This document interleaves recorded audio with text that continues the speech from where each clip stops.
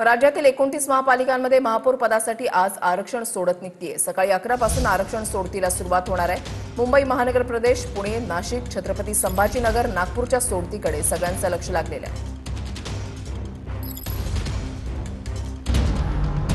29 महापालिकांमधील महापौर पदासाठी आज सोडत। महापौर पदाच्या पहिल्या 2.5 वर्षांच्या कालावधीसाठी सोडत निघणार। आरक्षण चक्राकार पद्धतीनं काढलं जाईल।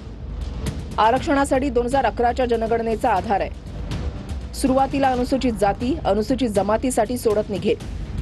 त्यानंतर नागरिकांचा मागास प्रवर्गासाठी सोडत काढली जाईल। यात महिलांसाठी 50% आरक्षण असणार आहे। सोडतीनंतर महापौर पद आरक्षित आहे की खुलं हे स्पष्ट होईल।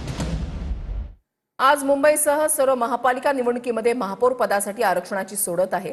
पण मुंबईकडे पुन्हा नजरा लागलेल्या आहेत, कारण बहुमत असलेल्या महायुतीकडे एसटी प्रवर्गाचा नगरसेवकच नाहीये। त्यामुळे जर एसटीचं आरक्षण निघालं तर काय, हा प्रश्न आहे।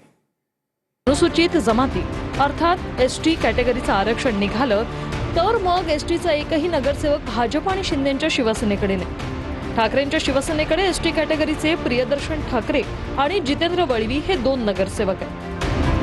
काही जणांना जातीच्या धर्माच्या आधारे दाबलं जाईल अशा प्रकारची आपल्या इथली एक परंपरागत धर्म किंवा जात संस्कृती आपण पाळतो। ती तोडून काढण्यासाठीच मग हे आरक्षणाचा विषय आलेला आहे। त्याच्यामध्ये मग चिठ्ठ्या काढण्यात येतात आणि ज्यांचं आरक्षण असेल त्यांनाच महापौर होता येईल। आता जर एसटीचे कॅन्डिडेट हे नसतील एकनाथ शिंदेकडे किंवा भाजपकडे, तर मग ज्या पक्षाकडे नगरसेवक असतील त्यांचा महापौर होईल आणि मग ते उद्धव ठाकरे यांच्या शिवसेनेचा महापौर